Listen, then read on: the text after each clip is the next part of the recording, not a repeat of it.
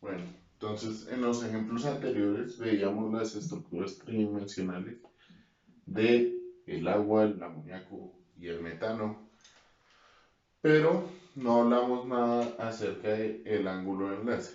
¿Listo? Entonces, el ángulo de enlace, ¿cómo podríamos saber cuál ángulo de enlace va a ser mayor o menor?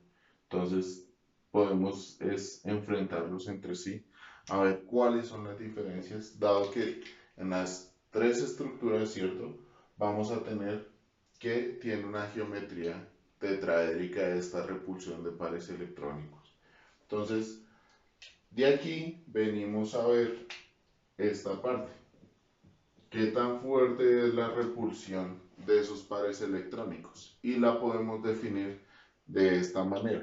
Entonces, cuando nosotros tenemos pares electrónicos libres alrededor del átomo central, pues tenemos que analizarlo de manera química y física y no solo pensar que ellos están en una posición determinada en el espacio, sino como ellos no van a estar compartidos con otro átomo, con otro elemento, pues es de esperar que vayan a estar más cerca del átomo central. Y si están más cerca del átomo central, pues ellos van a generar una mayor repulsión, una mayor fuerza de repulsión entre sí. Entonces, dado eso, vamos a estar representando que cuando tenemos un par electrónico libre, ¿listo? Pues si él va a estar vecino a otro par electrónico libre, esa va a ser la mayor fuerza de repulsión alrededor del átomo central. Si tenemos un par electrónico libre y un enlace covalente, pues esa fuerza de repulsión va a ser menor que si tuviéramos dos pares de electrónicos libres, puesto que su distancia va a ser mayor, ¿cierto? Porque este enlace covalente va a estar compartido con otro elemento, ese par electrónico libre.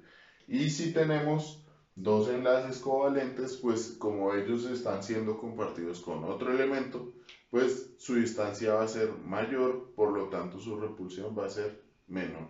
Y ese es el orden en el cual nosotros vamos a estimar las fuerzas de repulsión y eso nos va a ayudar a definir quién tiene mayor ángulo de enlace y por qué.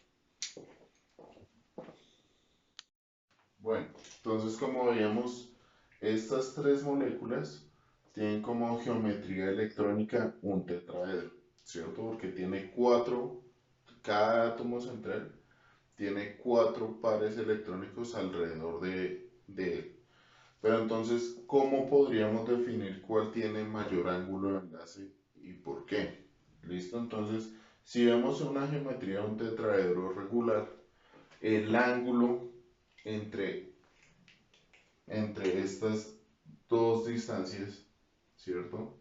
Las que van del centro a las esquinas del tetraedro, es de 109 grados, 109,5 grados es el ángulo.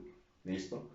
Ahora, ¿qué pasa si consideramos esto de las fuerzas de repulsión? ¿Cuáles son mayores? Entonces, aquí en el agua vemos que tenemos una fuerza de repulsión par electrónico libre con par electrónico libre. ¿Qué va a hacer eso? Pues va a generar una mayor fuerza de repulsión, por lo tanto, ese ángulo de enlace se va a abrir, ¿cierto? Ese ángulo, pues no es de enlace, sino ese ángulo esperaríamos que fuera mayor a 109,5 grados. Y si ese empieza a abrirse, ¿qué va a pasar con este ángulo de aquí? Entonces, como empieza a abrirse, este par electrónico ahora va a estar más cerca de este enlace y este de este enlace. Por lo tanto, va a hacer que este enlace, que este ángulo, perdón, este ángulo entre el hidrógeno, oxígeno y el hidrógeno se cierre. ¿Listo? Entonces, ese ángulo, nosotros vamos a esperar que ese ángulo, le llamaremos teta, sea menor que 109,5 grados. ¿Por qué? Porque gracias a que estos se van a repeler más, pues este va a repeler siguiendo las fuerzas de repulsión. Eso es mayor par electrónico y enlace que enlace. Entonces va a permitir que este se cierre un poco y de hecho es así. Y por eso nosotros encontramos que el ángulo de enlace en la molécula de agua, S teta, viene siendo igual a 104,5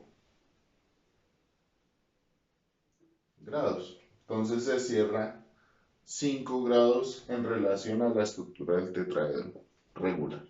¿Qué va a pasar entonces ahora con el amoníaco? El amoníaco ya no tenemos dos pares electrónicos libres, ¿cierto? Sino solo uno. Pero ese va a tener una repulsión mayoritaria que la de los enlaces. Entonces, este va a terminar repeliendo a los enlaces mayoritariamente que este enlace a este enlace, este enlace a este enlace. Entonces, el efecto global es que este par electrónico libre repele a esos tres y por lo tanto estos tres se vayan a cerrar un poco, esperando que este ángulo teta pues vaya a ser menor que el del tetraedro regular. Y de hecho es así. En el amoníaco el ángulo es de 107 grados. El ángulo entre el hidrógeno, nitrógeno e hidrógeno. ¿Listo? ¿Y qué va a venir a pasar con el metano? Entonces el metano, vemos que todos los grupos sí son iguales. Los enlaces, los pares electrónicos son solo enlaces carbono e hidrógeno y como todos son iguales, todos se van a repeler igual entre sí. Entonces en el metano, ese ángulo sí va a ser un tetraedro regular, por lo tanto será 109,5 grados. Y de ahí, pues vemos que el que tiene mayor ángulo de enlace es el metano, después el amoníaco y luego el agua. Entonces vemos que como una posible regla general es que a medida que tenemos más pares electrónicos libres en la molécula, esos ángulos de enlace van a estar mayormente distorsionados. ¿Listo? Y eso va a generar diferentes estructuras moleculares y tridimensionales en diferentes moléculas. Así tengan el mismo número de pares electrónicos alrededor del átomo central.